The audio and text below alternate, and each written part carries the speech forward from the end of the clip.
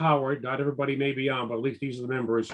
Laureen Hannigan, Dave Story, Andrew Gnotic, myself, Jim Maximowski, and Ken Comia is the PVPC, I guess, kind of a, what would you call yourself, Ken? You're not a voting member, but at least you're like a leader, director? Facilitator, consultant. Okay.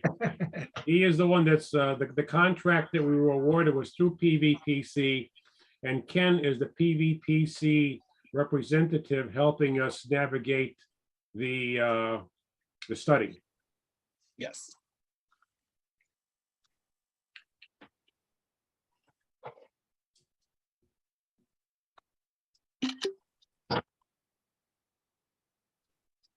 And I'm Catherine Ratte. I'm here assisting Ken tonight with the meeting. Thanks, Catherine. Yes, Catherine will be assisting tonight.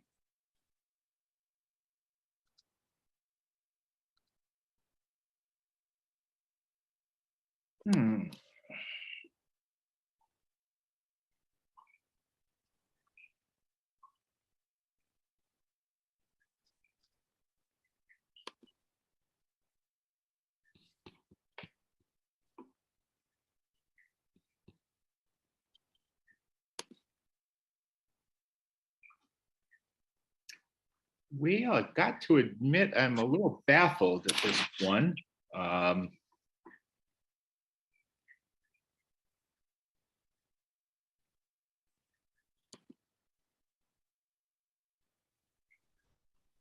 It doesn't appear that there is anyone listed as the host on this. Where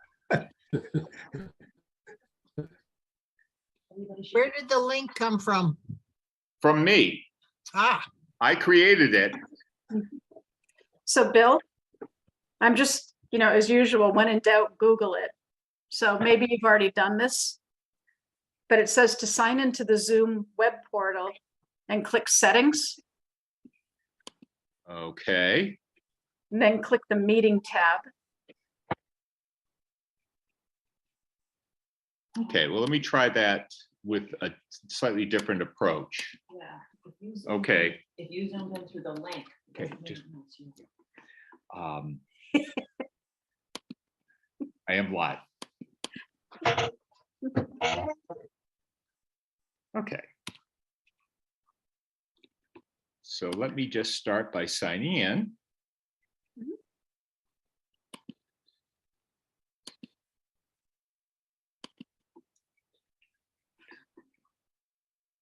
Okay, now you want to go through that again, Ollie?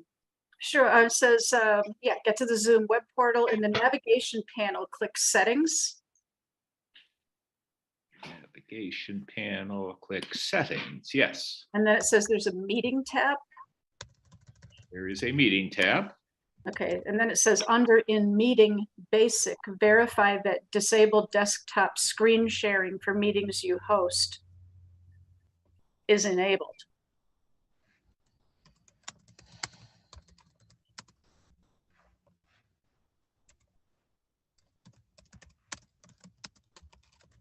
Okay, let me go through this again. I'm in meetings and what was that again?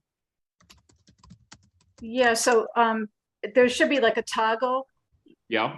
And it says disable desktop screen sharing for meetings. If that's enabled, Yes. I think you won't be able to share.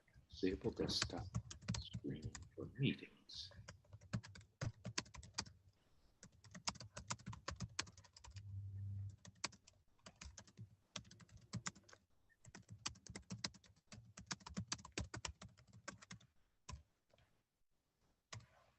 Yeah, let's see.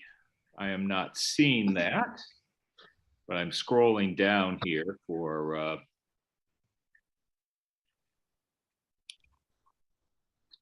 screen sharing is enabled. I'm going to toggle it for all participants. And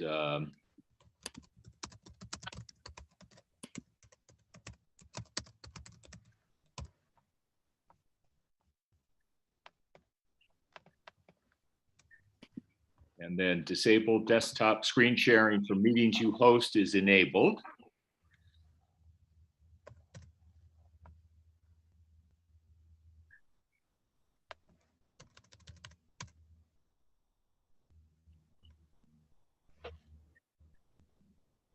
And let me see if I can get back to the meeting now and see if that has changed anything.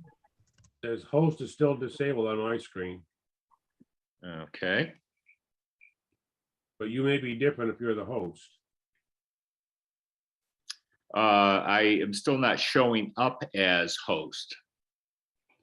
And I don't understand that. They're basically the same settings we've been doing for planning board. Yeah, So I don't know why it's a problem now. okay, I tried doing record and it's please ask host to give you permission. Bill, So- when you go to, if you're on the web browser, if you go to meetings, and then it should list all of the meetings. Yep, Presumably you would have one that listed this meeting. I do. And then it might have something like a camera or something next to it. And then I think if you were to put start, you would be claiming your host from there. Okay, so I have to do. Start that over.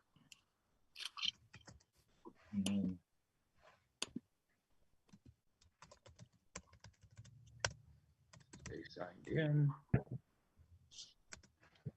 Meetings. And then I have the meeting showing in progress. There should be like if you were to toggle over the meeting name, maybe it says start, edit, or delete. Does that show up?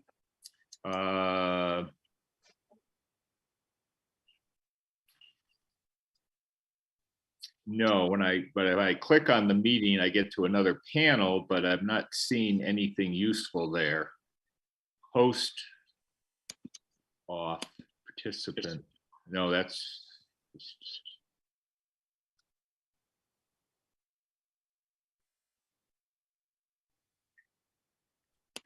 Huh. It's not giving me any edit options.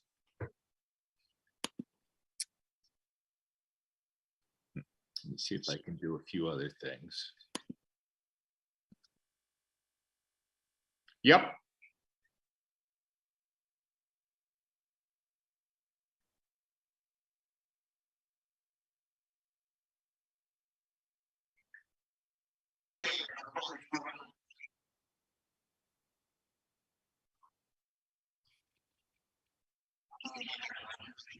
I logged in on my laptop to the site.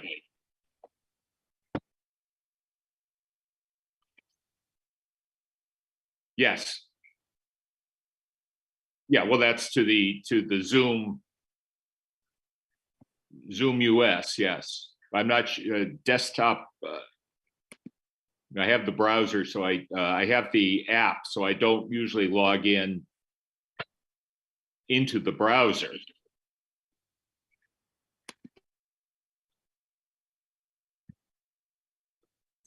Well, that's the problem. Apparently, I can't for reasons that are unclear. I have less control here than I usually do for a planning board meeting. So that's what's baffling me a little bit here. Do you have a host key, Bill? No, well, I don't. I have no idea what that is because I never use it. Maybe if we all left again and then we waited for 5 minutes and Bill started the meeting as the host, maybe it would work that way. Yeah. Okay. I agree. That's the equivalent of kicking the machine. Just kick. Control Alt Delete. All those, bye. Yeah, I'm going to end the meeting and, no, Everybody log back in about 2 minutes. Okay.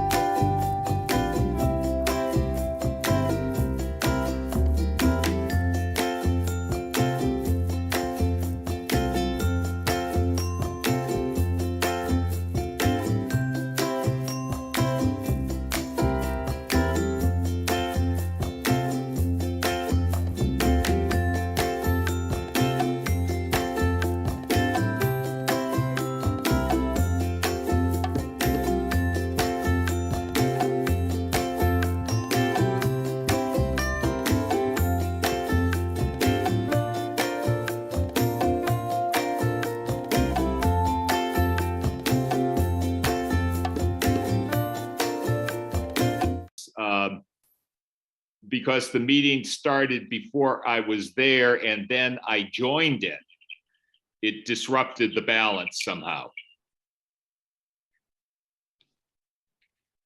So Bill, if you could make me a co-host. I am going to do that right now. I have all of that control now. Yes, you are now the co-host, and I am going to, yeah, that's not what I want. I'm going to go to share screen and advanced sharing options, and all participants can share, but only one at a time. Hooray. Great. Okay. So I think we had 22 before we left off. So let's wait a few more minutes.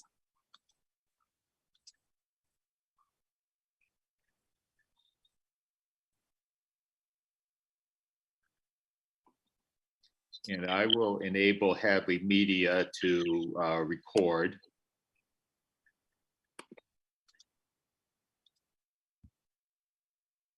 Recording in progress.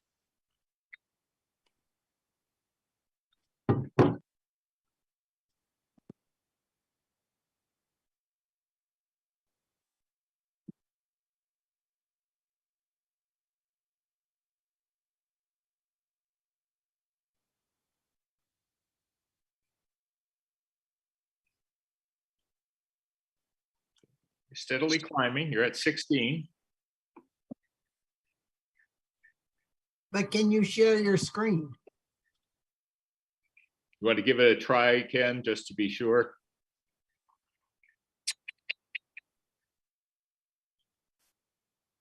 You see that? Yes. Awesome. Let's open this.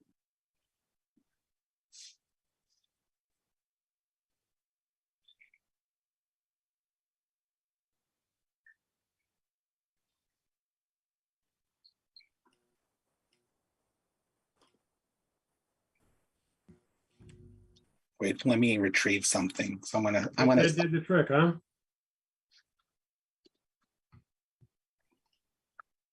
Did you say something, Jim? Yes, I guess that worked. Yeah. So we're just gonna wait till I think we got up to 20. And then we'll go from here.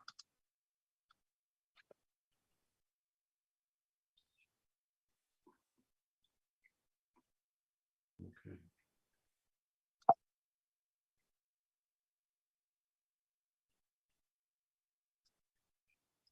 Who's John Q. Public? whoever he wants to be. Or she. That's funny.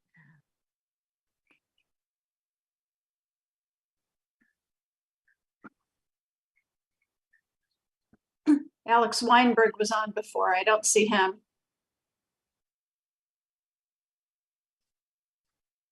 He would be 21. There was always, we had 21 when we signed off. And then somebody named Ronnie. Oh, no, there's Ronnie Williams.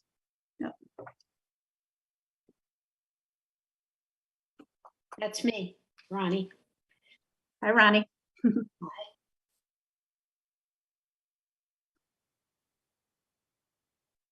Okay, and you can start. Started? Okay.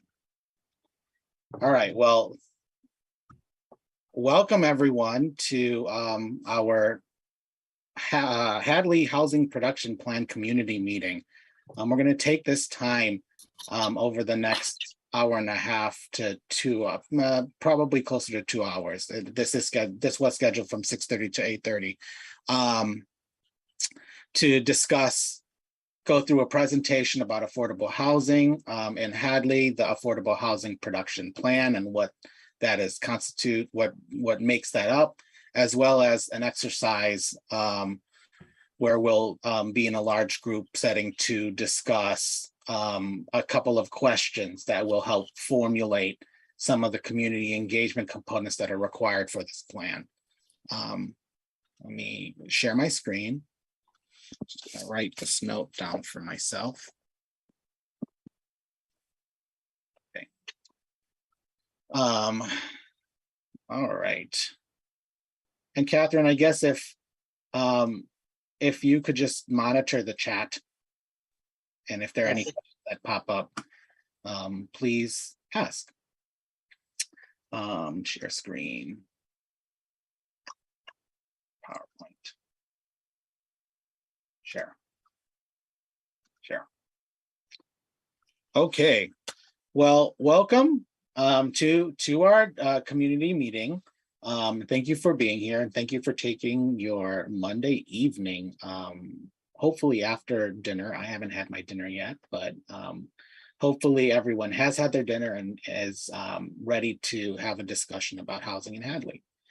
So I will say that the next couple of slides are particular to, we don't have poll questions for this, but we do have a large room setting.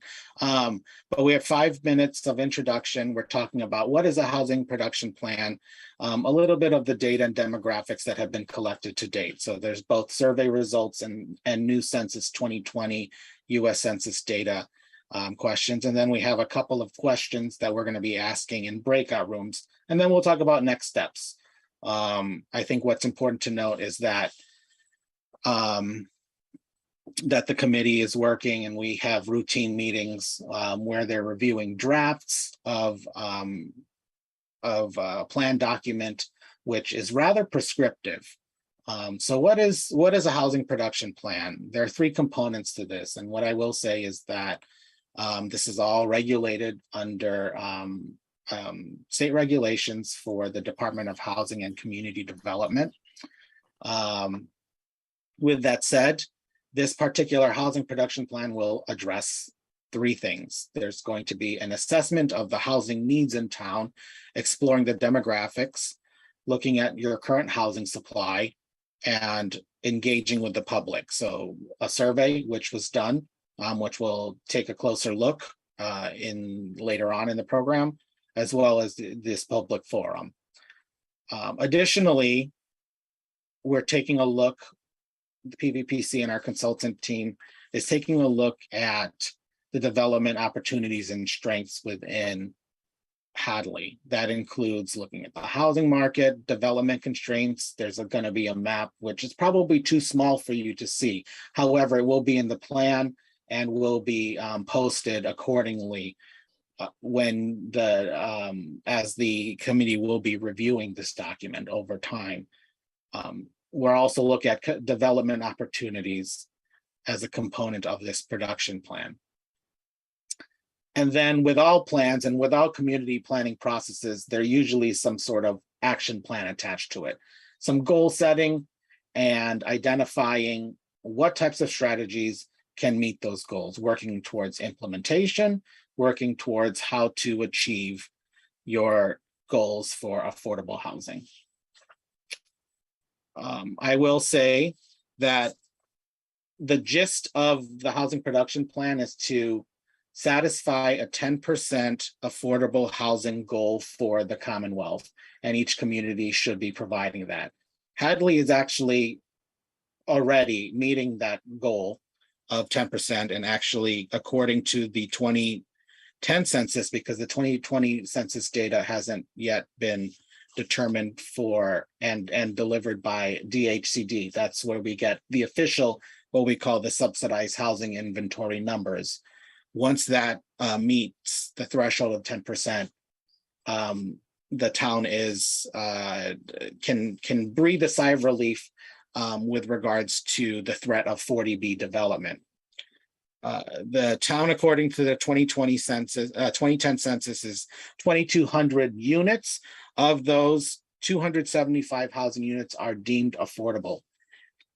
And that constitutes about 12.5% subsidized housing inventory. So that is over the 10% threshold. However, Hadley has taken a progressive approach to take a look at how to maintain that number over 10%. So the threat of 40B development, as well as providing the opportunity for the town to go through a planning process to determine how to maintain affordable housing inventory in town. That's what this particular process allows for. What we're doing. Is somebody going to explain what the 40B development is at some point? Or I can do that right now. okay. 40B development is a development which requires a comprehensive permit. So typically housing is permitted according to your zoning bylaw, according to the town's bylaws. 40B is a top-down from the state. It's what we call a comprehensive permit, where the zoning board of appeals takes care of all permitting, with the exception of wetlands, and the Conservation Commission overseeing that type of permitting. So anytime a community falls under 10%, there is the threat of a 40B development/developer who would navigate a permitting process that only required the approval of a zoning board of appeals. So that would not, especially if it happens to be a subdivision or a large dense project, which typically would go through permitting channels that usually would have oversight by the planning board. This 40B development would not. That would be, their oversight would be by the zoning board of appeals solely, unless it was in a resource area where the Conservation Commission would have to address any sort of restrictions to that development. And I put the links to the state website in the chat as well. Okay, thank you. Can I ask a question? Where are these subsidized apartments or housing located in Hadley?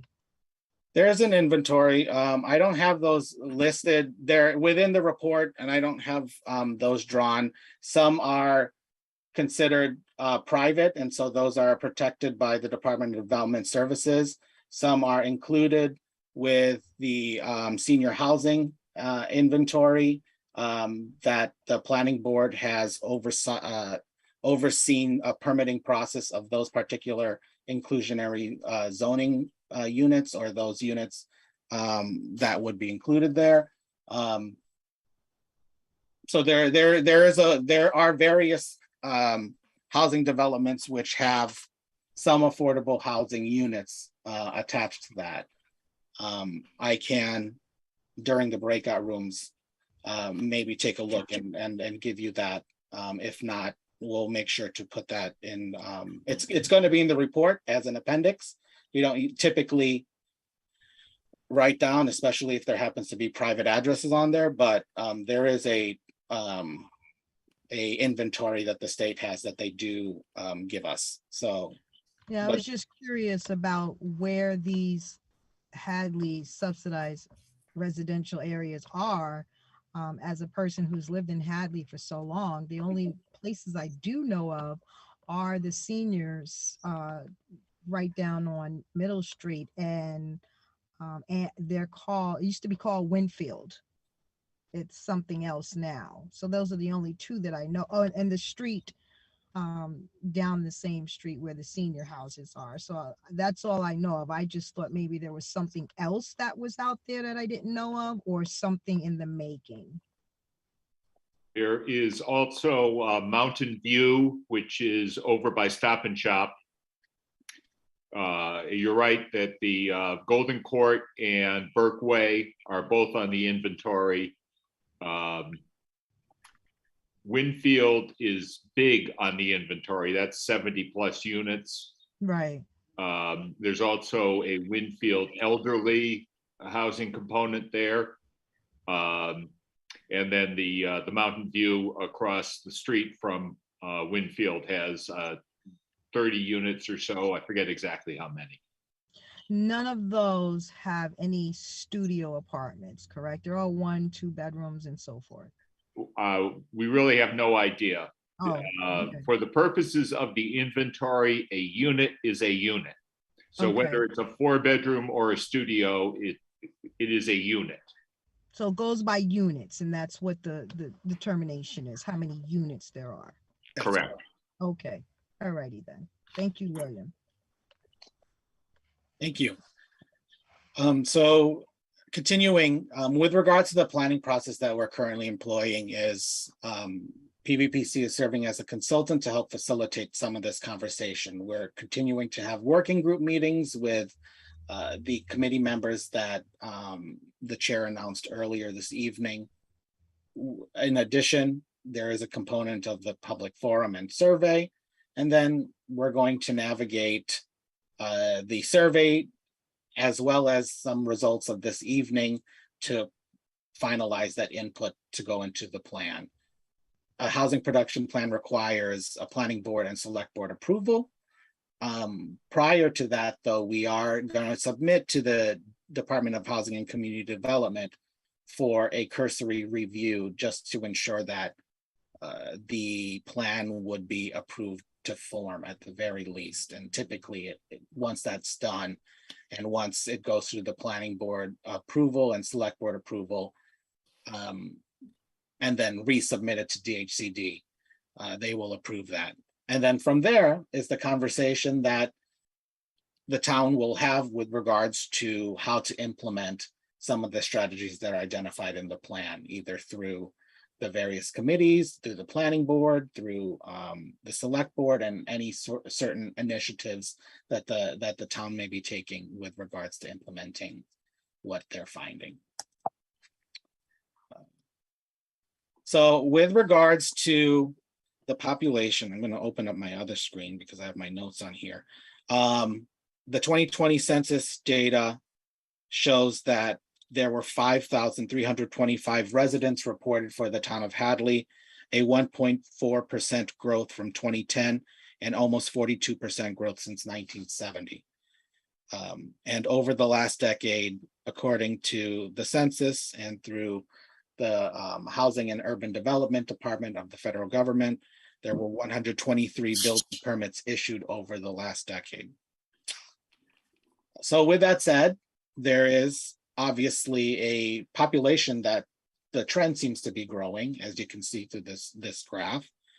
The next slide shows a diversity of households. And I think what's important here is the ability to understand that there is a relationship between the money a household can afford to spend on housing. The major gist of an affordable housing plan or the housing production plan is to account for those that are housing cost burden. And when I say housing cost burden, there'll be a slide next that says that you're spending over 30% of your household income on housing costs. So understanding that there are various households, this is according to the census data. There is demographics that we collected through the survey, it matches more or less this type of some of the responses were from those of various income levels. So obviously there are some connections and relationships that can be built with regards to both the census data and the survey data. Hadley residents have relatively high incomes compared with other parts of the state and region. The median household income was $86,960, significantly higher than Hampshire County and slightly higher than Massachusetts. At the same time, the poverty rate in Hadley was 6.7% in 2020, lower than both Hampshire County and Massachusetts as a whole. The rate of poverty for children under 18 stands at 3.1%. Further, 5.6% of households received SNAP or food stamps in the past 12 months. This suggests that while Hadley is a generally wealthy community, there are households that are likely to be cost burdened. And you'll see in this next slide.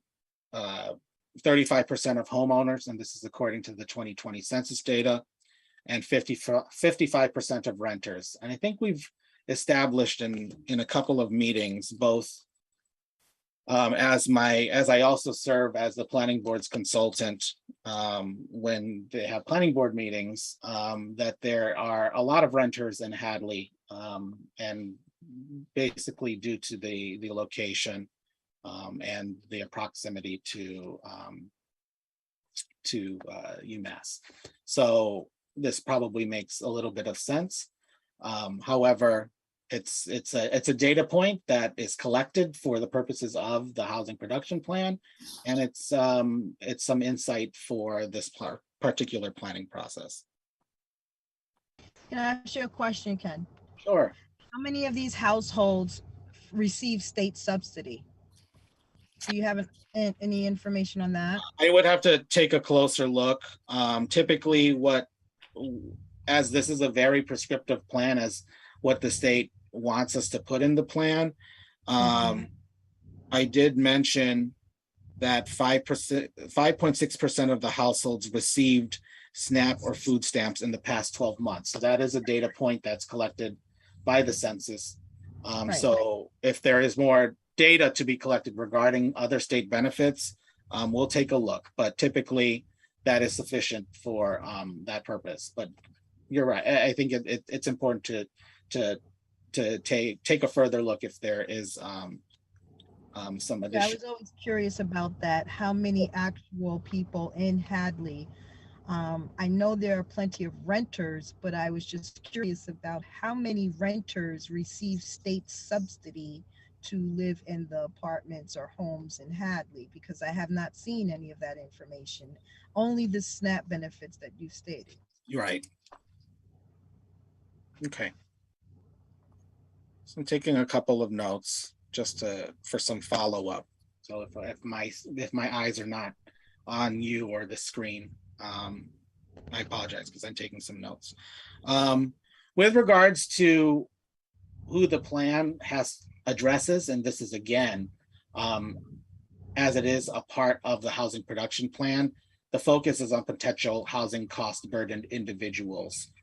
So typically they're residents with disabilities, older adults, young adults, and the unemployed.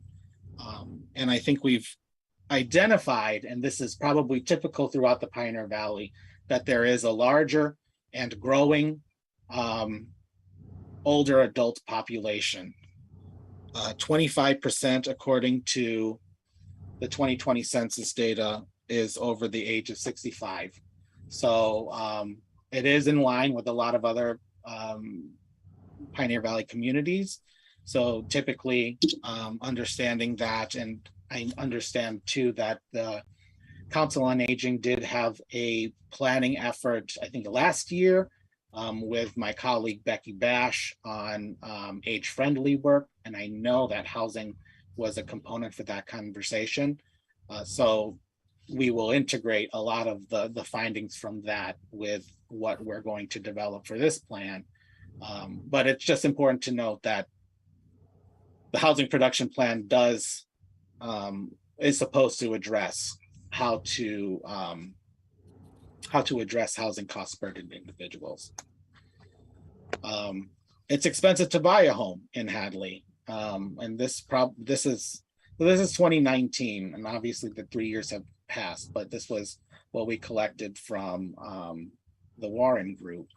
And this is so 349,000 is the typical median sale price. I know in planning board meetings, I've heard even higher than that. So there definitely is, it's definitely expensive to buy a home in Hadley. Housing stock, 20% from the 2020 census data. The ownership type is 77.7% owner occupied, where the remainder is 22.3% renter occupancy. The age of the housing stock. So 45.3% of the homes in Hadley have been built since 1970 or have been standing since then. Only 5% of the homes built since 2000, and almost 27% of homes built prior to 1939. So they're definitely older homes in town.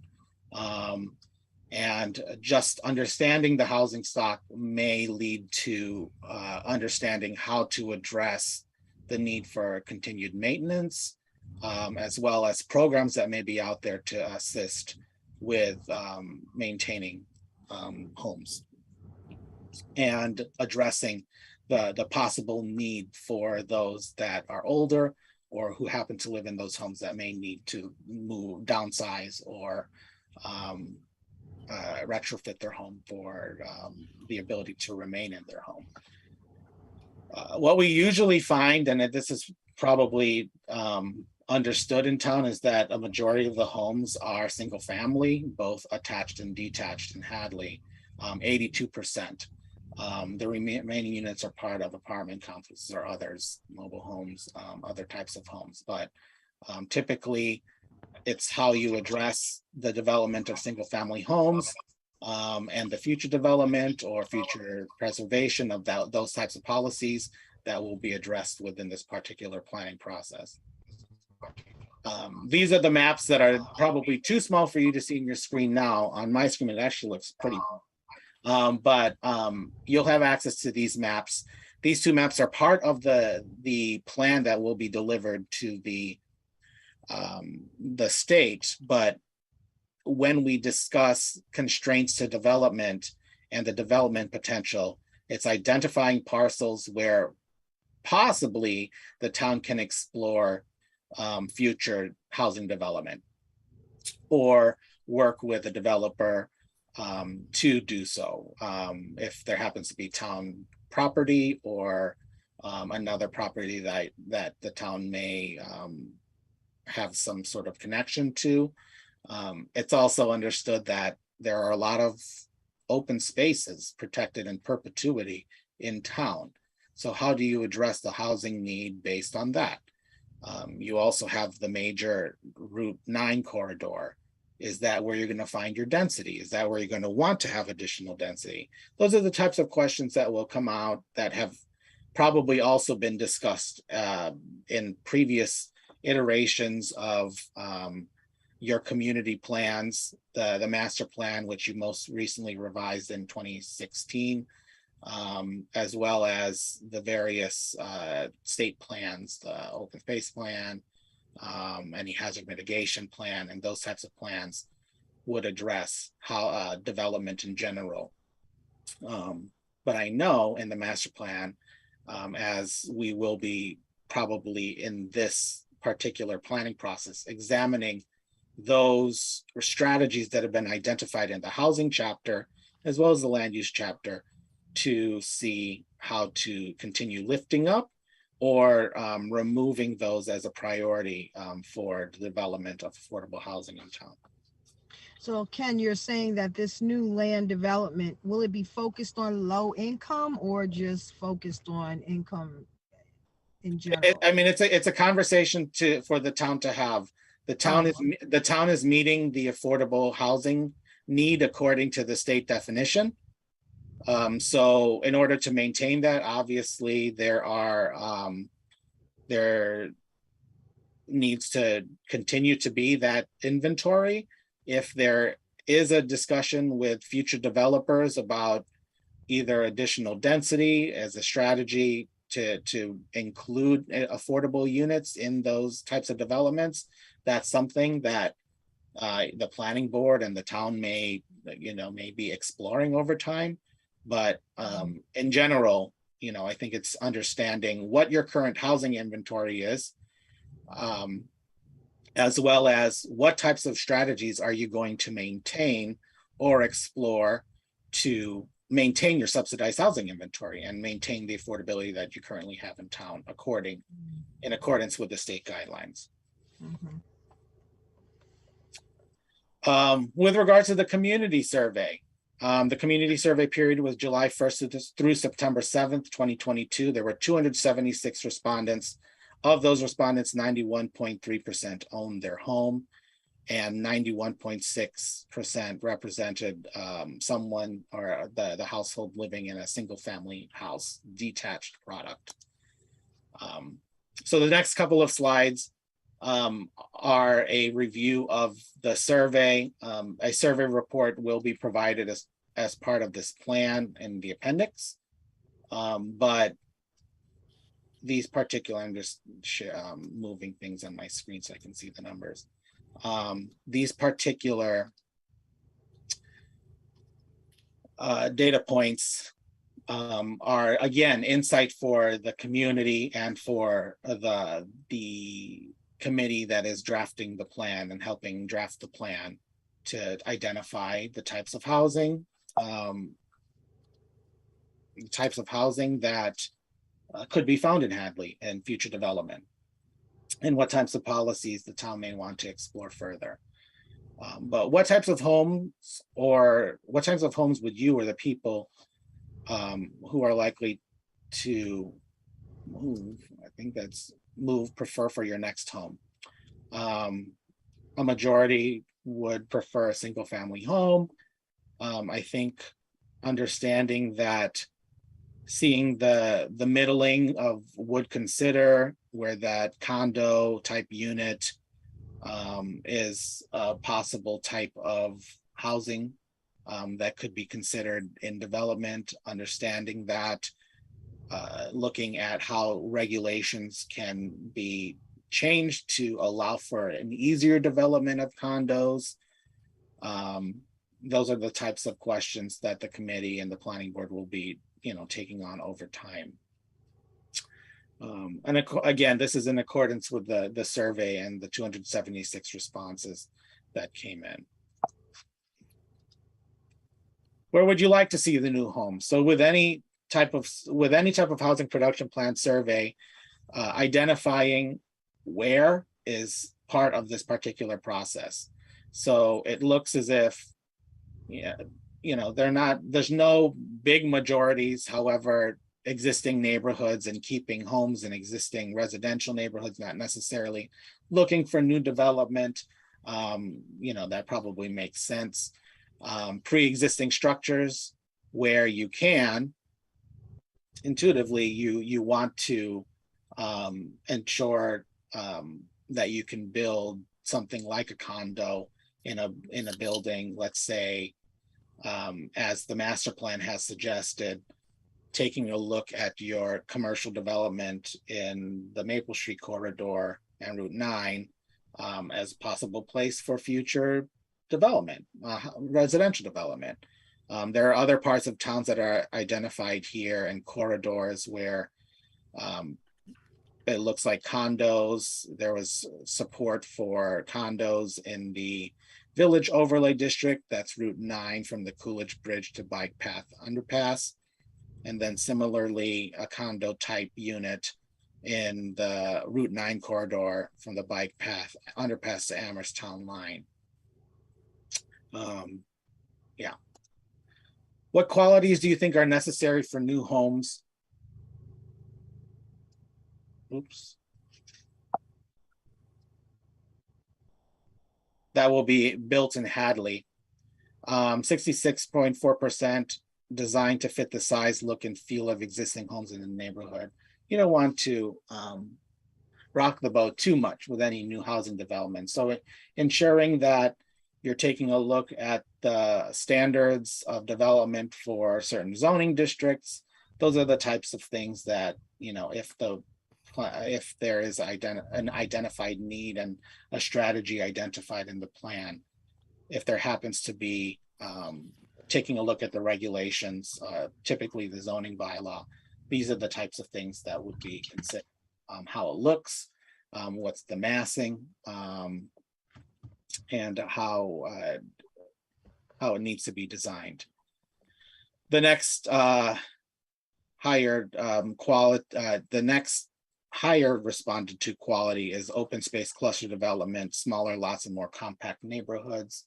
So typically this is preserving through a calculated equation a certain amount of open space within a larger parcel. And so 40%, almost 40% have responded to that.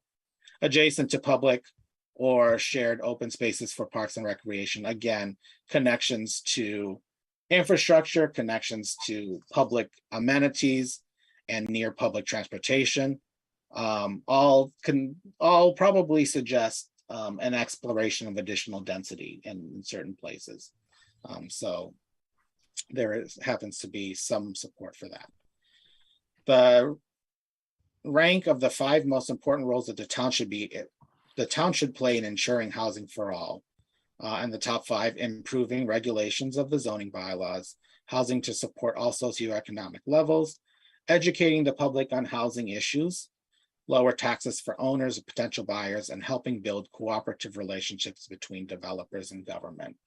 So there are definitely tools and strategies that, if those are roles that the town, you know, may be looking to play with regards to affordable housing development, there are certainly strategies that can be explored and quantified during this particular process. And so now, before we go to the breakout room, are there any questions?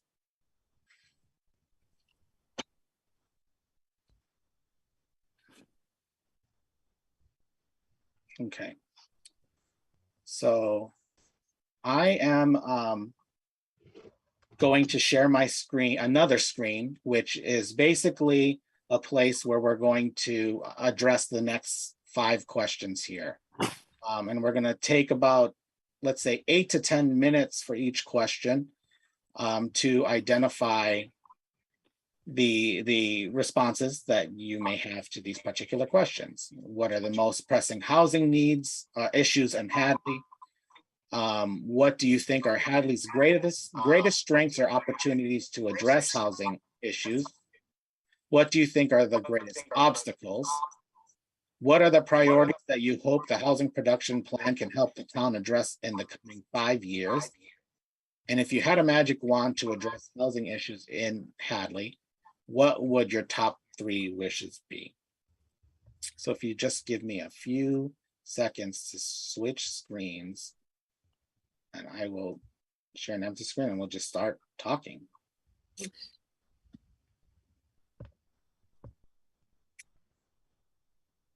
All right.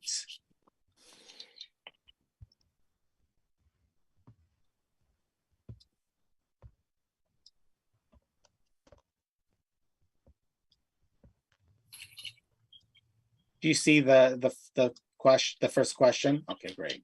And look, only you are on my screen, Molly, so I do see you shaking your head and nodding your head yes. So I'm going to get started. All right. Yes. May I say, people should kind of, rather than write the issues down on paper so that we can see everybody, stop sharing your screen for each question. Bring the question up, let the people write it down or contemplate on it so that everybody can see their screen and raise their hands. Otherwise, we're going to get a mass and we don't know we won't be able to know who's talking if we can't see everybody. Okay. That makes sense? Yeah, that makes sense. So what I will do is stop share, and then I will take the notes on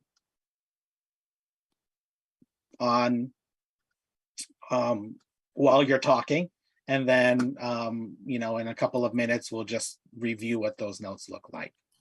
Does that make sense? Okay. All right, so I guess we can get started. If there happens to be any initial comments on this first question, what do you think are the most pressing housing issues in Hadley? And Jim, did you want to call or did you want me to call? Well, why don't you take care of it, Ken?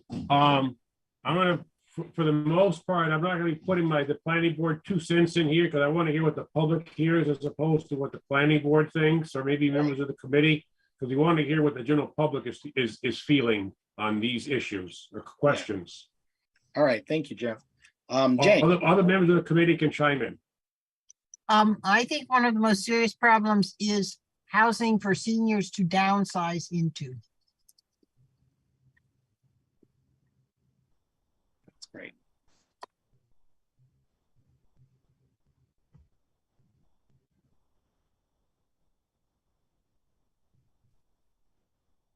You can feel free to turn on your cameras and raise your hand manually, or you can do the hand wave or just start talking. Ronnie, did you want to say something? No, Oh, okay, not yet. thanks.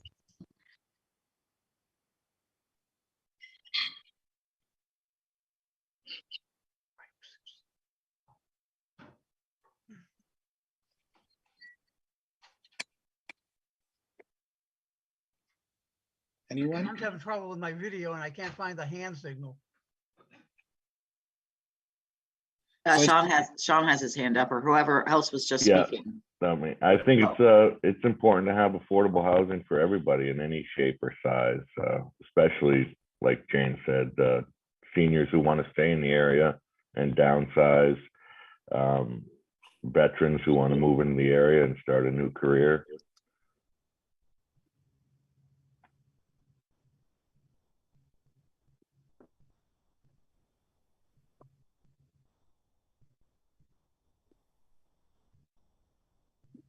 I think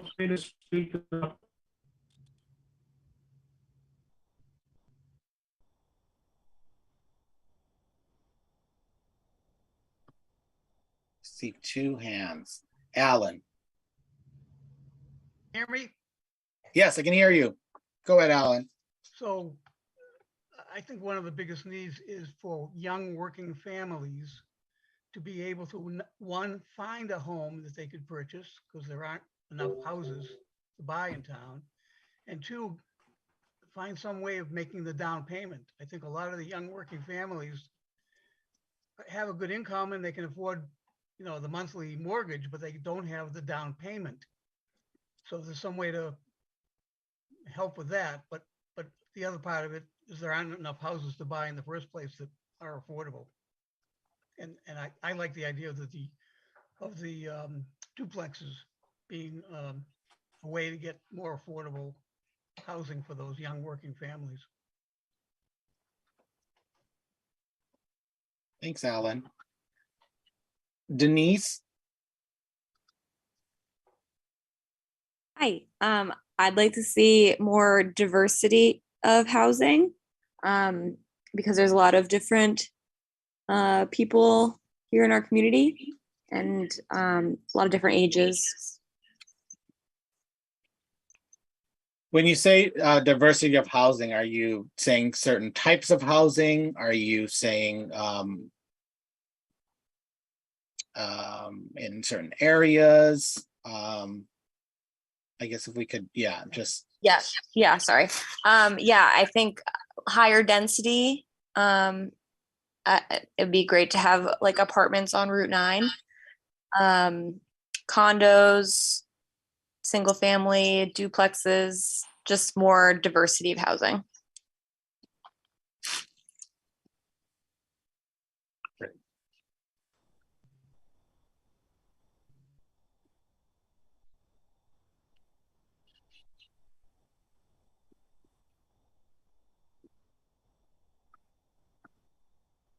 Any other comments?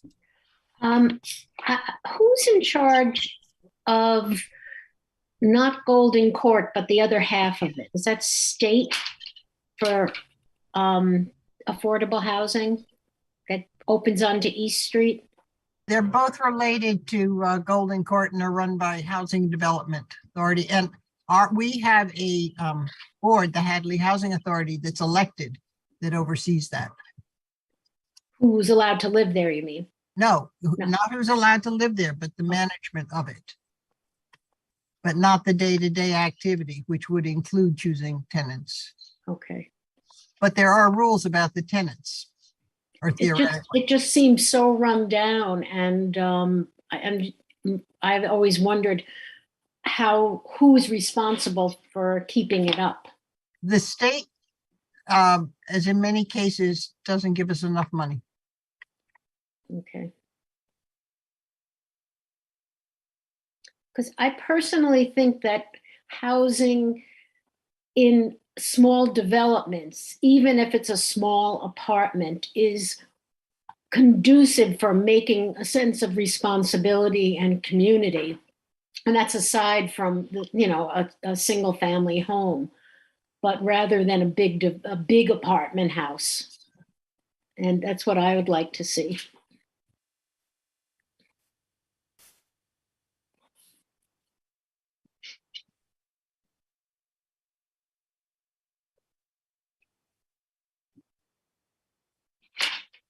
Right. Any others? Committee members, you can also feel free to chime in.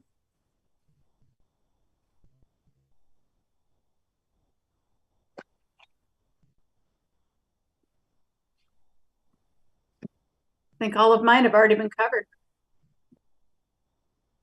Great. Okay. Well, I think, let me just quickly share my screen to see that I captured the notes. Okay.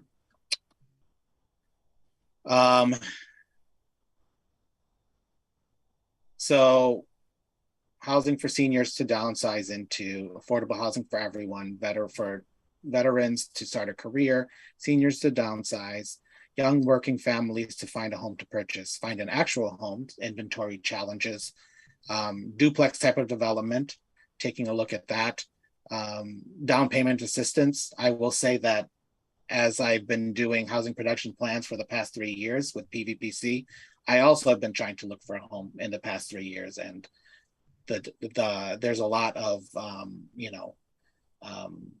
the down payment assistance and a lot of those particular challenges is what makes it challenging for me to find a home in the Pioneer Valley. And diversity of housing types, ages, and allowing for them, single family homes, condos, duplexes along Route 9, and maybe exploring how to make those, if it makes sense, those types of housing types along that corridor easier to permit. And then there was a question about Golden Court housing, who's responsible. The state, through the housing authority, affordable housing units, and smaller development allows for community, a sense of community.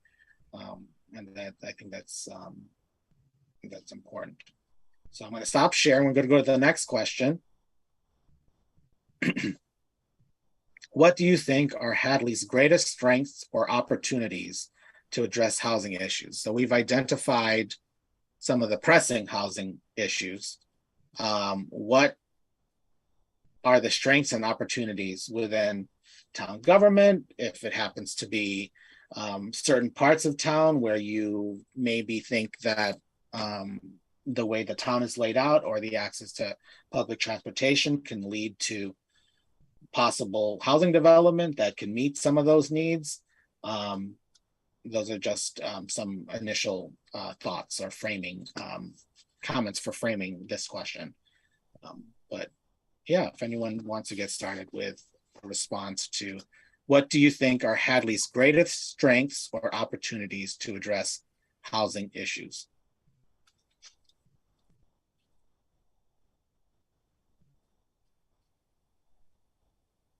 We need to have some strengths. Those are the things we have to celebrate. Those are the things that those are the good things.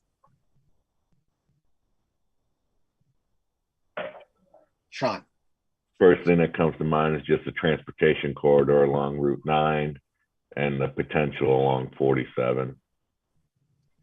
Public transportation.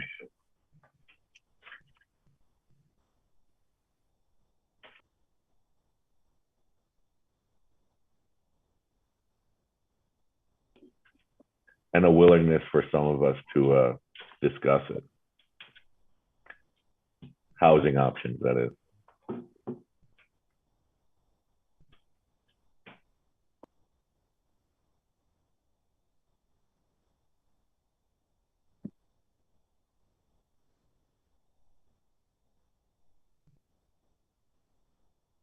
Molly has her hand up. Go ahead, Molly. I would say, I mean, I think we've got a great starting point that planning boards and town meetings past have laid out in front of us. You know, we already have this logical Route 9 corridor.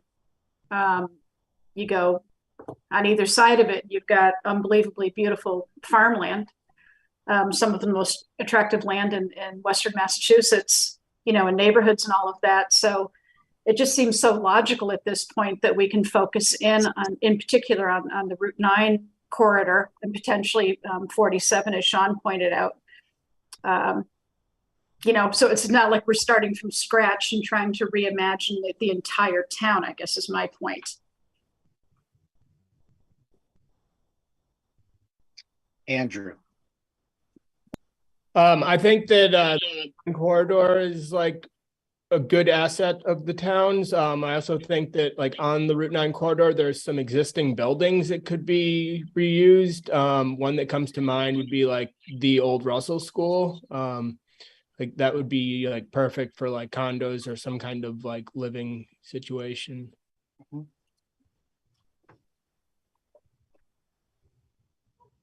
Those are both great. The Route 9 corridor also offers the advantage of being on a town sewer line as opposed to having to do septic, which is hard to do when you have individual or larger units on septic. I don't even know if that's legal. Shared septics? Possible, but it's always easier to develop along the sewer line, and then you've identified that, Jane. That's great. Thank you. Currently, the town has no shared septics. But what about one shared septic? Because it raises a whole slew of potential issues down the road.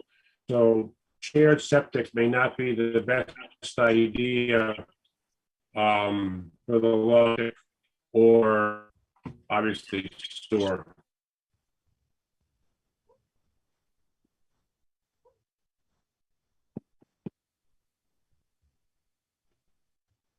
Thanks.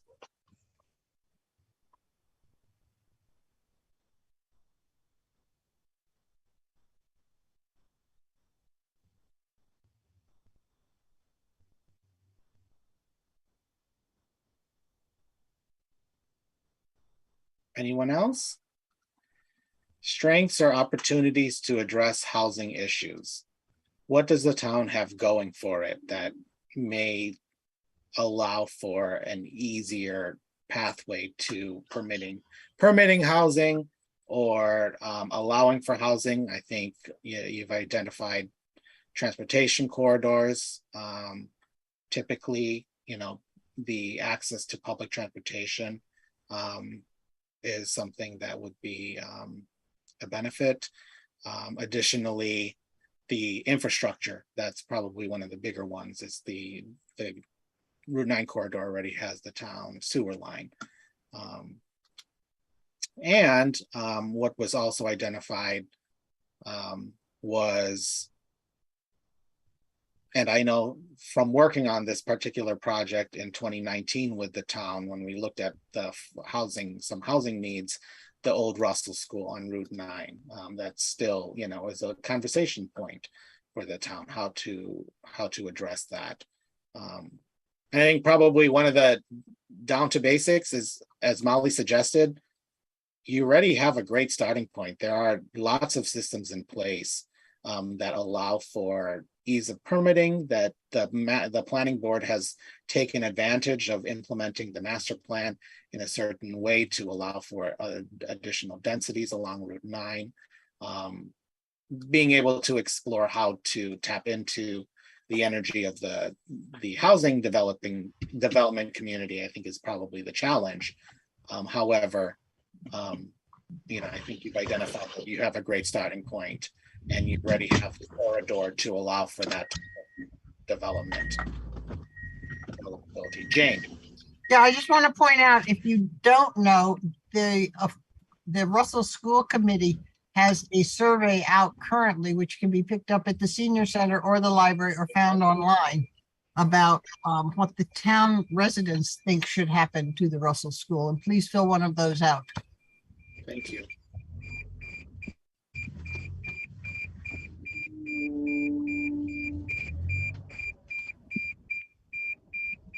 Alan, and on the other hand, Molly. Yeah, and just one thing I was going to add too is, a major concern, obviously, I think for a lot of people would be the need to take away green space. And that's another significant feature of concentrated development along Route 9. We already have an awful lot of buildings and pavement and lots that could be seriously improved. And we wouldn't need to take away, farmland necessarily, or significant green space to put in this type of housing. Thank you. Yeah, so you've identified both, it's both a strength of this particular process, as you saw in the map briefly, of all of those open spaces that are protected in perpetuity, and the survey supporting a connection to those types of amenities makes sense. And so that's great that you identified that. Dave. And then Alan. Dave, you're on mute. You calling on me? Yes, Dave. Just in a general way, that Hadley is a very attractive, has many attractive qualities as a place for people to live. Not only the beautiful rural landscape, but closeness to the Route 9 shopping areas, and located between Amherst and Northampton, both of which have a lot to offer in terms of artistic venues and restaurants and that kind of thing, that we, so whatever, we have a great palette to work from. And Alan. Yeah, so I'd like to add another thing that I think is a positive is the willingness of the planning board and the town to allow apartments in the older houses, the older, larger, semi-vacant houses, especially in the center of the town. I think that's a great, it's been a great way to get more housing in and to make the affordability of maintaining these old houses, increased.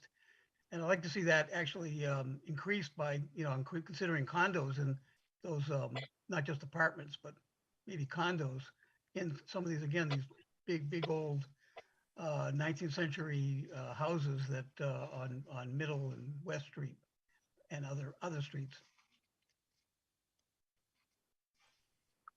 That's great. Anyone else? All right, so I'm going to just quickly share my screen.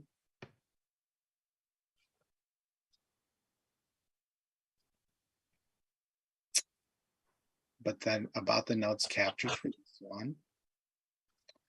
Again, we're going to celebrate what's great, right? So transportation corridor along Route 9 and 47 public transportation along those that is conducive to affordable housing development, a willingness to discuss the housing challenges. I think both Sean and Alan identified, a willingness by the planning board and others to find how to address some of the housing needs with some of those types of issues. And then Molly suggested it's a great starting point. The farmland significant green space are a strength and opportunity to address housing issues, both as an amenity for those that will choose to live in Hadley, but at the same time, a way for that focuses the development elsewhere in town. Andrew corridor and existing buildings on Route 9. Jane suggested the Route 9 corridor as a town sewer line. We identified the infrastructure is important to housing development. And Dave, many attractive qualities for people to live, closeness to Route 9 shopping, and proximity to Amherst and Northampton and the cultural assets that are provided in those towns. Okay.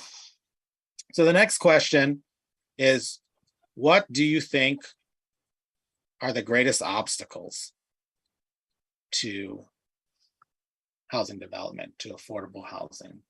And I'm going to stop share so that we can see each other.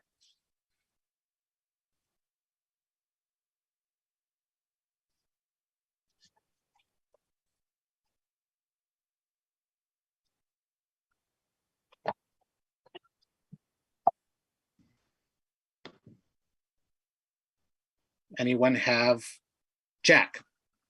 Yeah, thanks, Ken. So echoing off of what Molly said earlier, I think we really need to be concerned about losing some valuable farmland for the sake of new housing.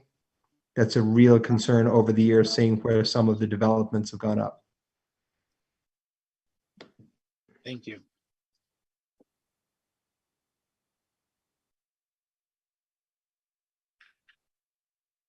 One of the issues is price. Housing in Hadley is, like you said earlier in a meeting, can rather high, and that would be an understatement. And the ability to somehow subsidize a developer that may be interested in putting or encouraging a developer to put in some affordable units. Yeah.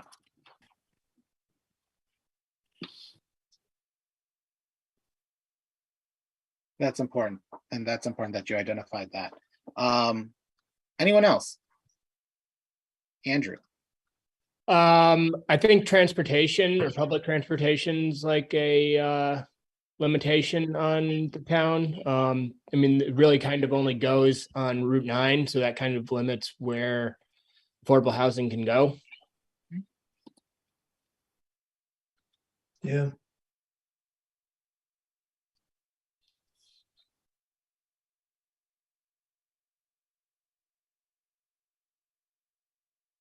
Molly. I think one of the, I don't know if it's really an obstacle, but certainly a challenge is the fact that the town is run primarily by volunteers. So we're embarking on a conversation that will be years in the making. And during that time frame, you'll have an awful lot of elected officials that may come and go during that process. And we don't have a town planner per se on staff.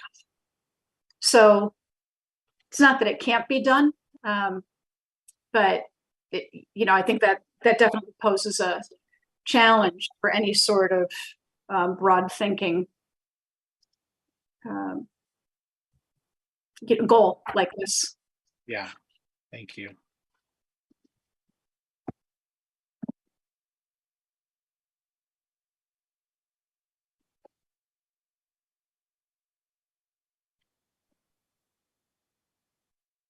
Anyone else?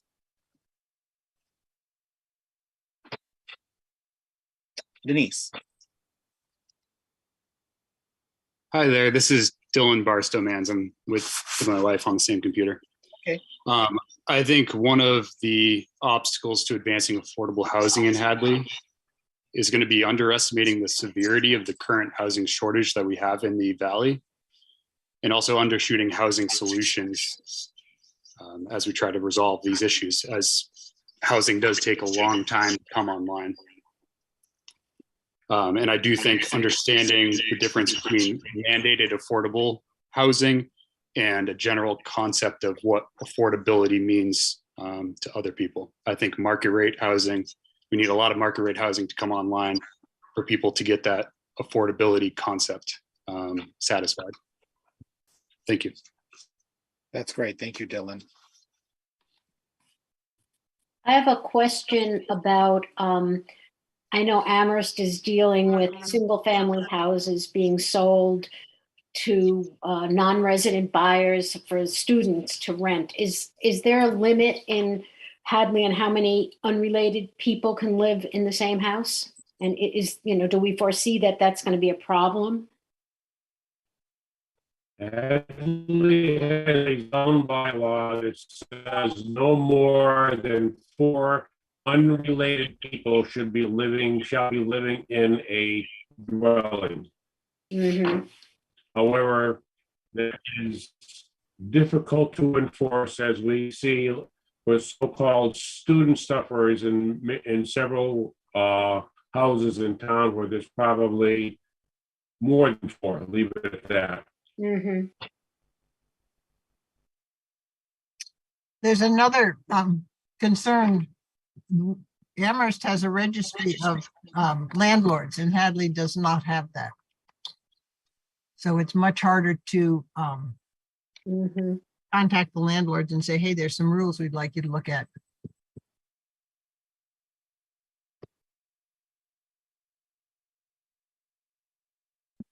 Hopefully the bylaw committee is looking at that.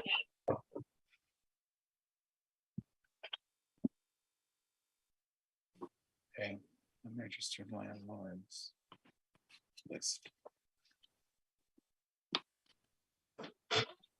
Anyone else?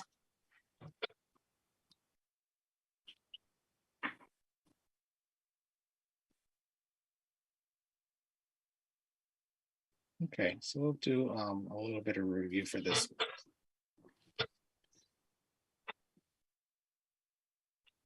Take a look at regulation.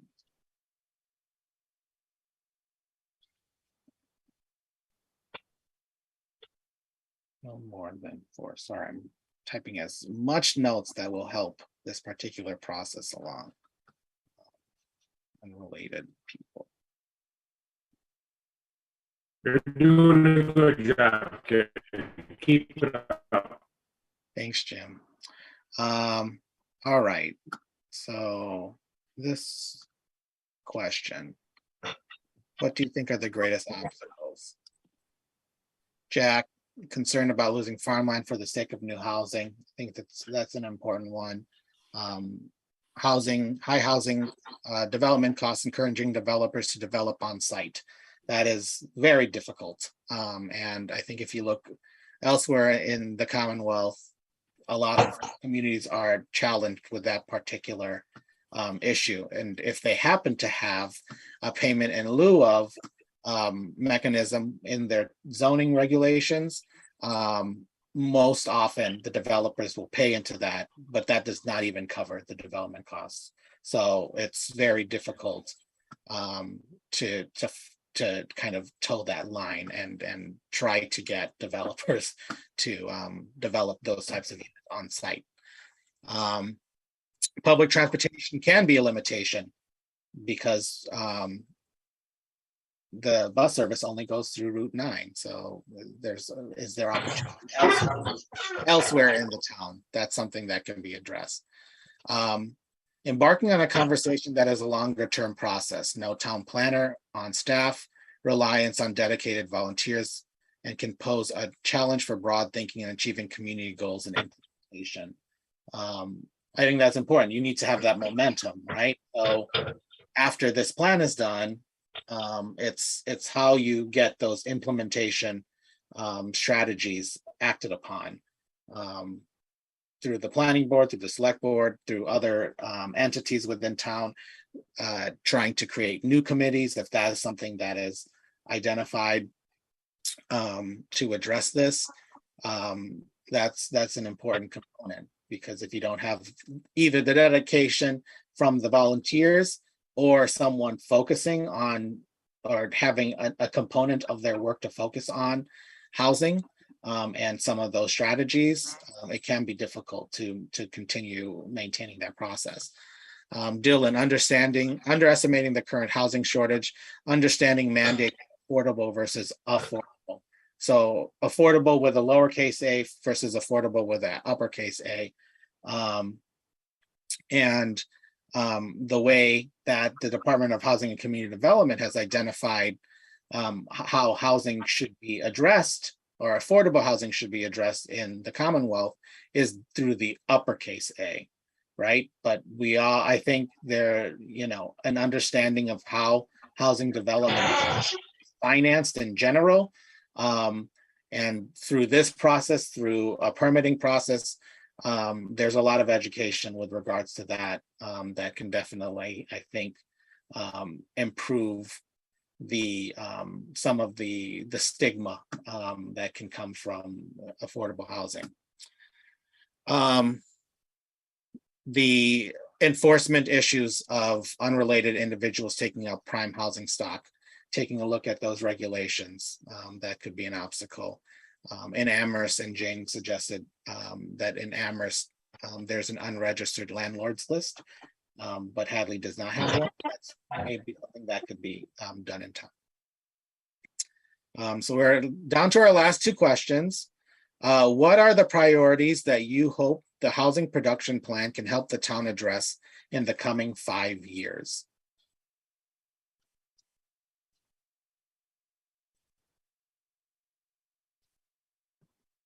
I think one of the critical things is that all the residents are not aware of what's going on in terms of housing. It doesn't affect them, or they don't think about it. They're not planning on moving. It's not their problem. So we need to do education.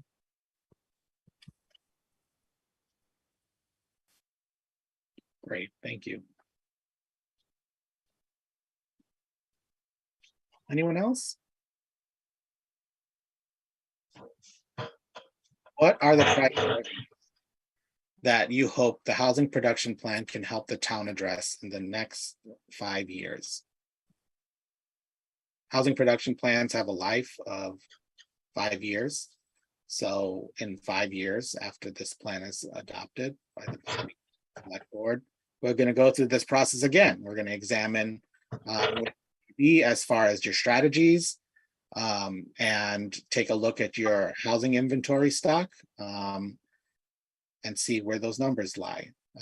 So in these next 5 years, before the next time we look at this, are there things that should be prioritized, things to look at, areas to look at, part of town for development? I think that's an important conversation too. Are there parts of town where you think development of housing makes sense?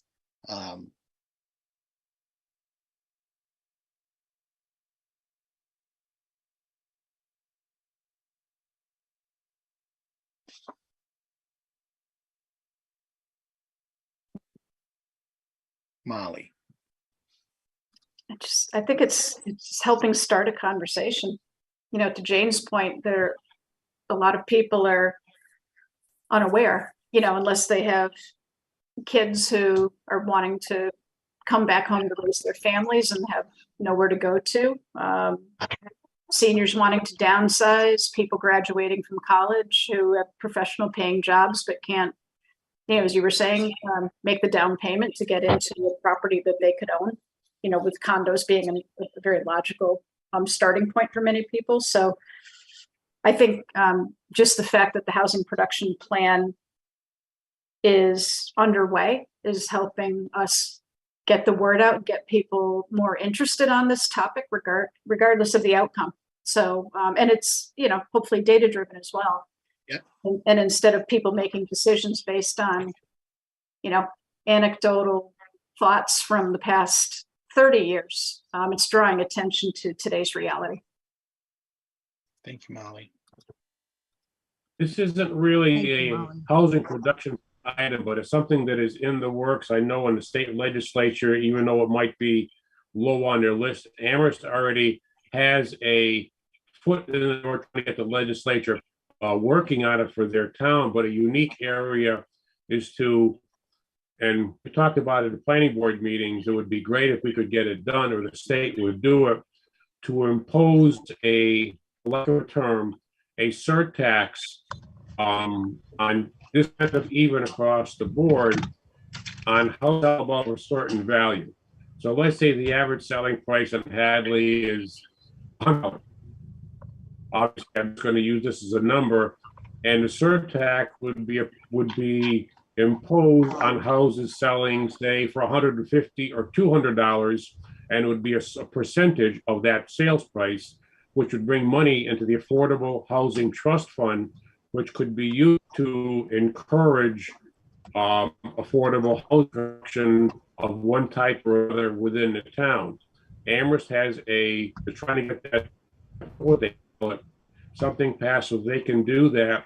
However, the comment was that the state legislature may be trying to pass that for their state if they will vote on adopting that idea.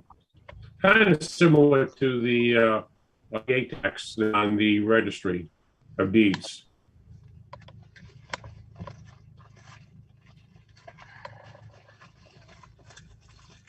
Ronnie. I think one of the issues is to attract developers or to work on affordable housing. And I just can keep thinking of the church in Northampton. It's like they're not building affordable housing, and the town doesn't want them to rip the church down. There's got to be some carrot on the end of the stick to have the developers be interested in this. It's much easier to build new high cost housing than it is to renovate another older building. Thank you.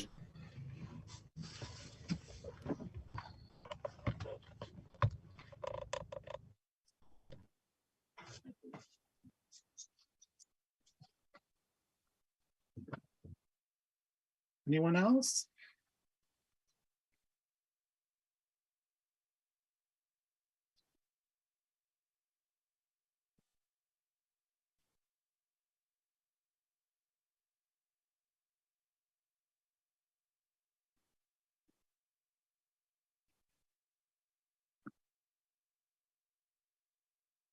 All right, well, I'm gonna share the responses that we did collect, and maybe there's be some additional responses here. What are the priorities that you hope the housing production plan can help the town address in the coming 5 years? I think that both Jane and Molly had suggested, and I think this is probably typical in a lot of communities, wanting to have, like, what is really the state of housing in a town? And if you're not planning on moving, there's going to be, why do you care? So understanding and trying to figure out how to tap into the energy of sharing with townspeople the various issues, hopefully, using this opportunity, as Molly had chimed in, this housing production plan, this community meeting, the survey, which was responded to 76 people, getting that discussion throughout town and having that type of discussion. It's only going to get more, the conversation is going to be more narrow as you start to tap into, let's say, the planning board wanting to take a look at regulations or something like that, or policies by the select board or town meeting. They're going to be more narrow. So understanding that there is this large picture, and this alludes to the question above this, too, with the greatest obstacles is the want for information and the ability to share and communicate that. Jim had suggested priorities. And I know the planning board has, looked into this, is surtax on real estate transfer and other types of fees to feed into the Affordable Housing Trust Fund. And there's an Amos example there. He did identify that the state is looking at codifying that particular real estate transfer when it comes time to record that at the Registry of Deeds. So there would be a component of that going to an affordable housing trust fund, or at least the town, in some form or fashion. And then Ronnie, carrot at the end of the stick, trying to attract those developers to work on affordable housing. Yeah, and I, it's not quite what I was saying is I believe it's easier and cheaper to do a new build than to actually renovate an older building. Yes. And so then renovate existing. Easier and cheaper to develop new housing. So you have to take out the to renovate. So they don't want to, it's harder to put in an old building. Okay. Oh, yeah. Yeah. With both the building code and the other regulations that on top of that, you're really onto something there. Anyone else?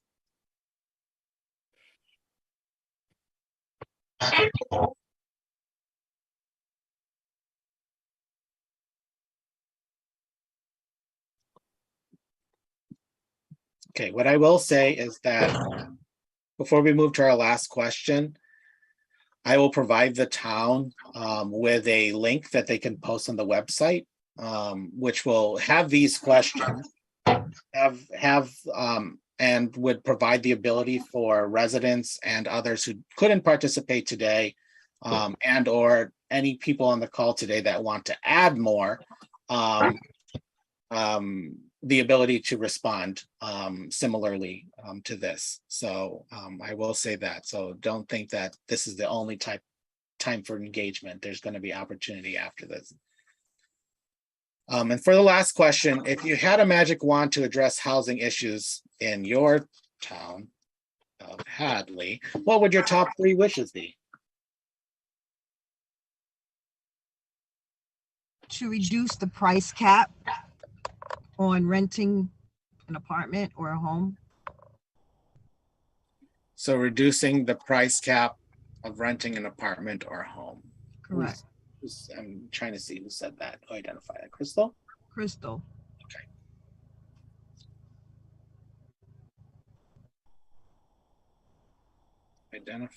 Reduce the price cap of renting an apartment or home. Alan. My top wish would be to somehow foster an attitude in town to be more accepting of creative, thinking outside the box ways of diversifying the housing stock. Mm-hmm.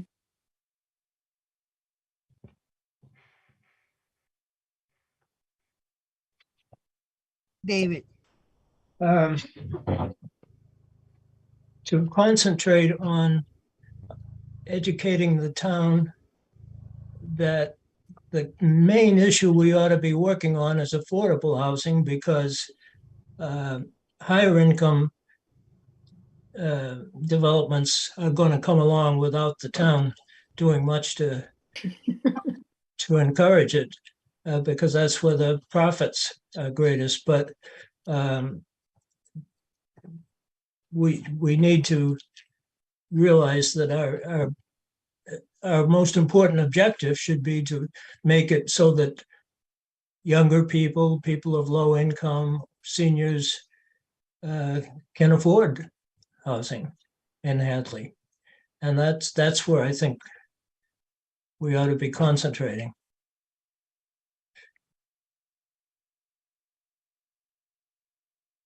Jack. So we're looking at this through the lens of Hadley, but I can see Amherst from my house, and people from Amherst creep into Hadley. And I think this is important that it's not just Hadley's meeting, but it has to be a Valley meeting and have Amherst issues, Northampton issues also figure into the Hadley conversation because we're directly impacted by those two communities.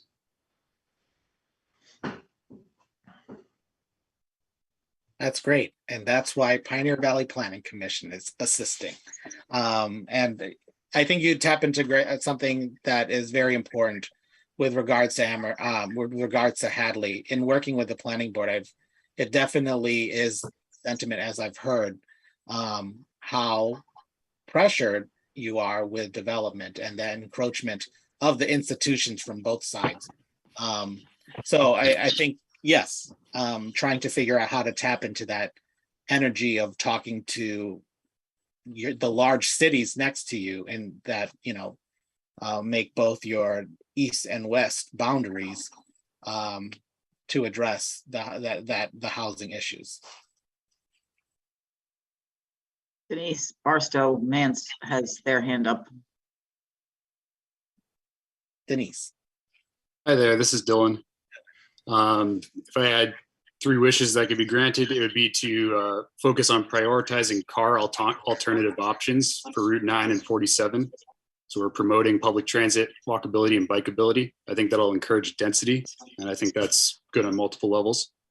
I'd institute form-based code, and also last wish, big wish, I would triple or quadruple the amount of subcontractors in the area, because even if we do solve a lot of these issues, we're going to run up against labor issues when it comes to HVAC, electricity, and plumbing to build these things that we need. That's great.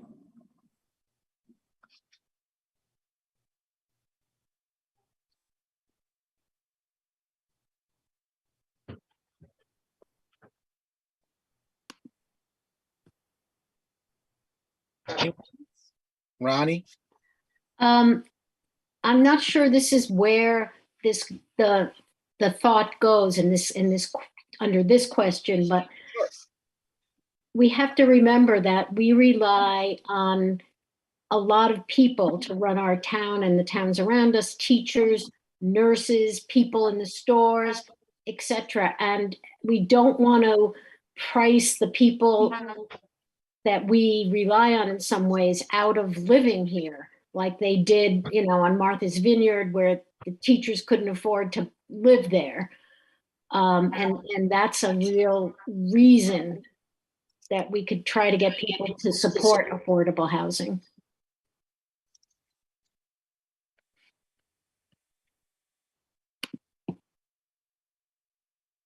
That's great.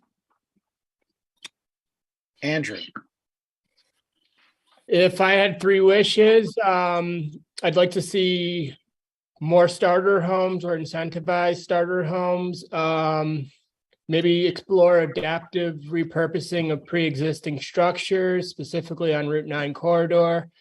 And I'd like to see prioritizing single-family homes for renters to families instead of students.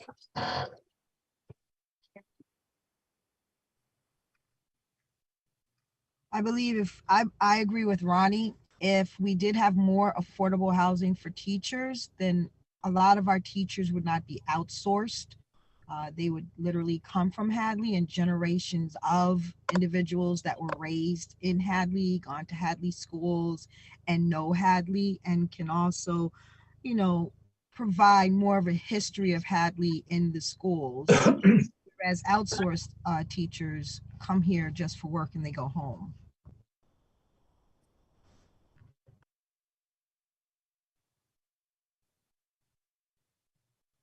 Anyone else? It was great.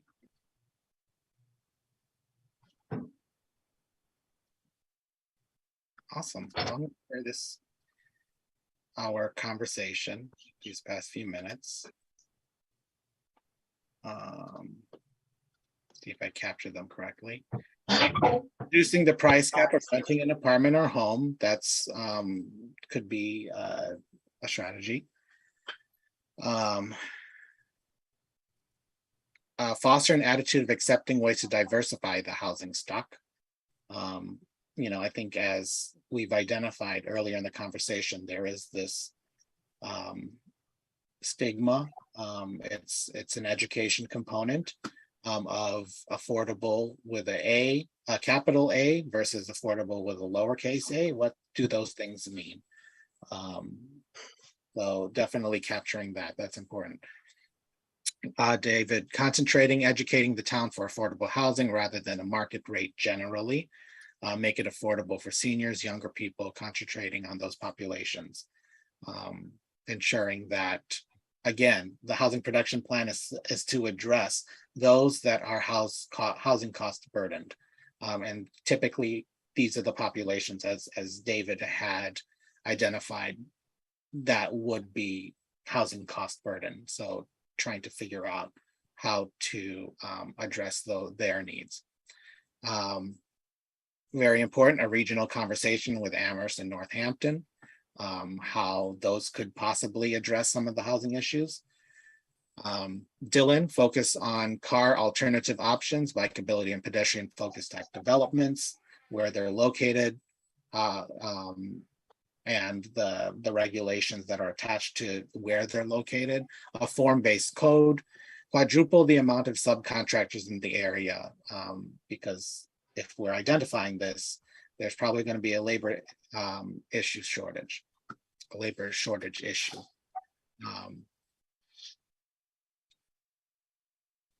Town relies on a lot of people, teachers and professionals to get, and so having that as the story to get people to support affordable housing. So focusing maybe on that communicating that. Andrew, more starter homes and incentivized, and having them incentivized. Readapting existing structures, mainly on Route 9, and prioritizing single family homes for renters instead of students. And Crystal, she agrees with Ronnie, keep them in town and decrease what we call the brain drain, right? You keep your talents in town. You keep those flavors local, right? So you want the people that exist in town that are help supporting the livability, the quality of life in town. You want them to stay in town. So creating and communicating the need for this type of housing development, because most often it's going to affect those that are younger, that probably starting their teaching career, that will probably not be able to afford to live in town based on that. Ken, can I add one more? Sure. Yeah, just one I was thinking of as you were reading through those.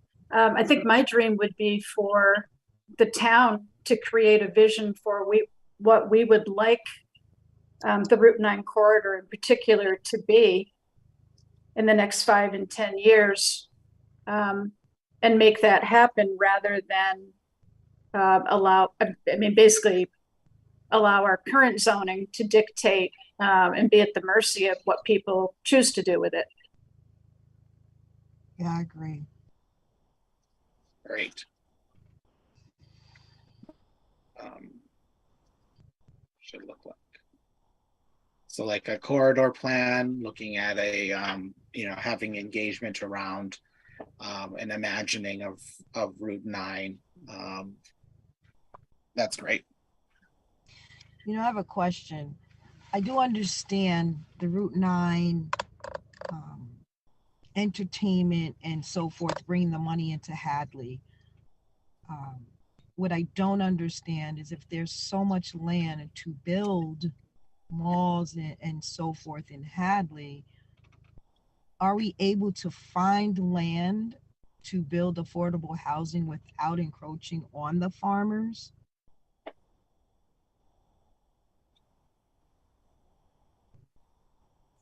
Question mark.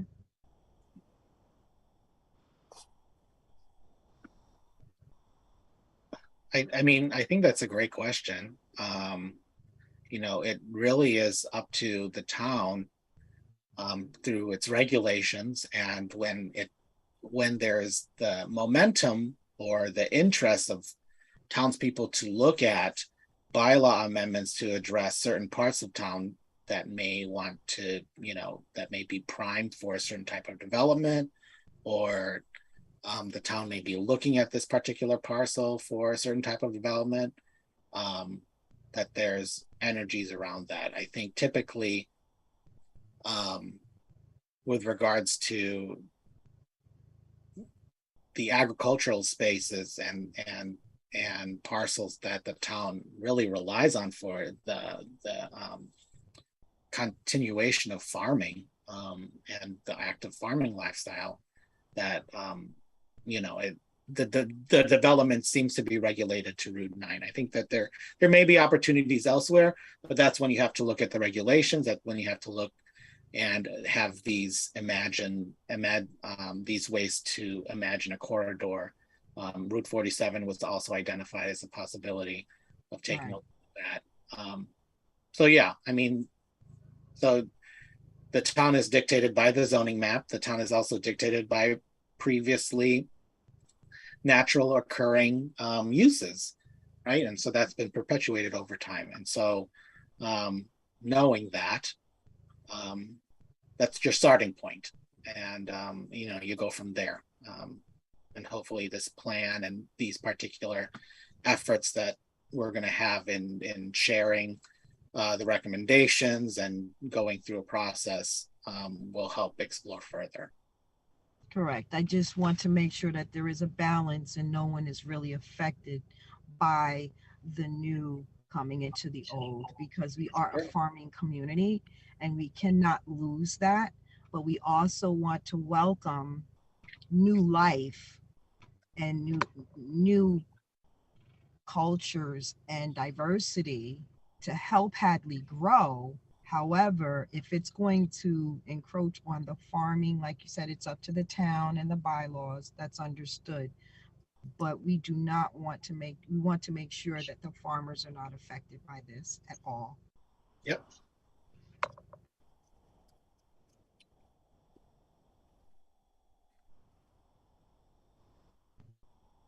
Okay.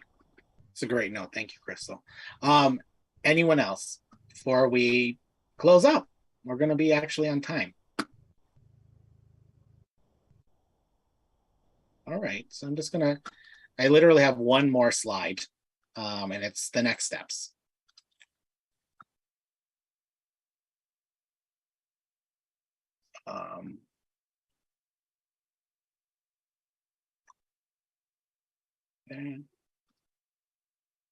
And so the next steps, and I briefly mentioned this in the planning process, continued work with the housing production plan working group. So typically they have a routine meeting. Currently, they're actually taking a look at what we've already assembled, which are your housing needs assessment and constraints and the materials of the plan that are accessible by reviewing your town documents, by reviewing the census and incorporating those into a plan document. So that's what we're continuing to do with the working group. We're going to take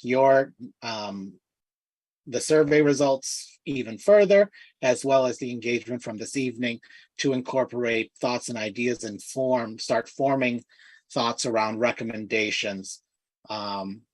Again, the community has gone through various community planning processes, including a master plan in the past 6 years.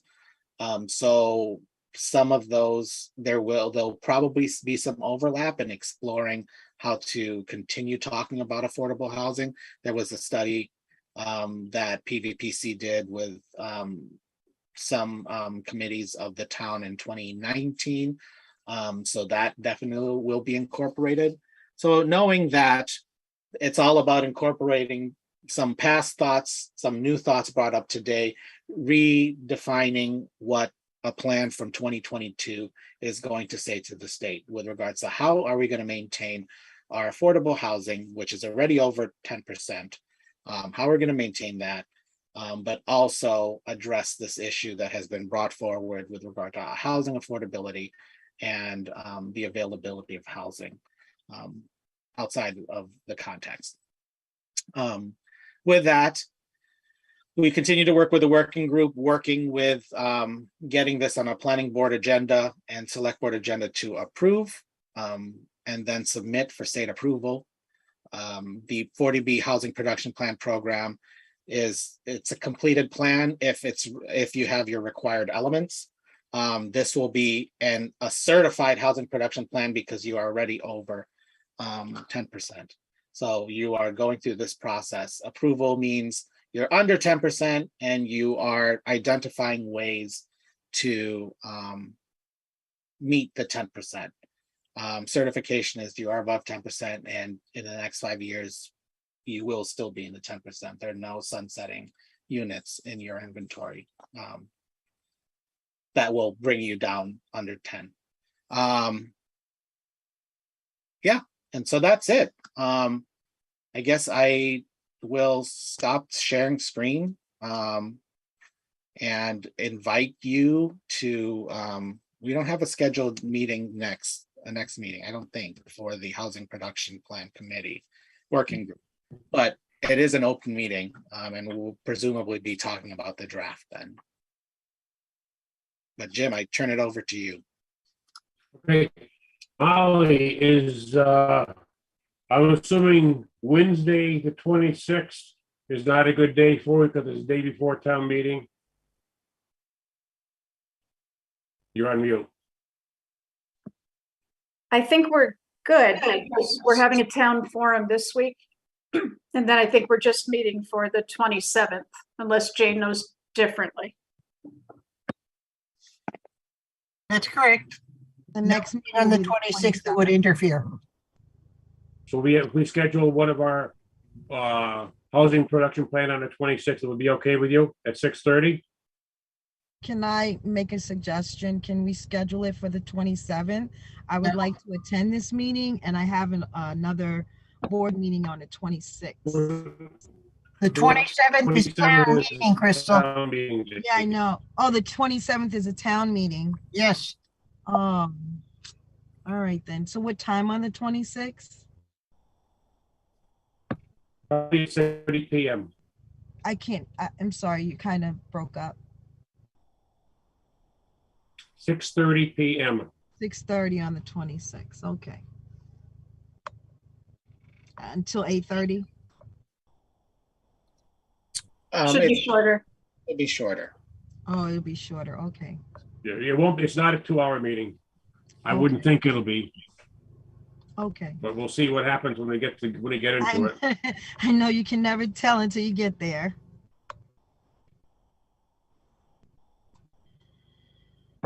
Okay. So I'll set something up for the 26th at 6 for the committee and send out an email on it, with an invite. And for anybody that obviously is not on the list, I will have it posted on a town meeting website so that you can go to the agendas and find it there. So, Thank you, Jim. And Jim, I'd like to just thank Bill Dwyer for his stick-to-itiveness at the beginning of this meeting and getting us going. yes. Yes. Thank you, Mr. Dwyer, and thank you, Ken, for assisting us. Thank you to all the participants for partaking. Thank you, Catherine, for helping. Okay. All right, That's it. Yeah. Meeting will be adjourned. Bye-bye. Thank you. Yeah. Night, everybody. Bye.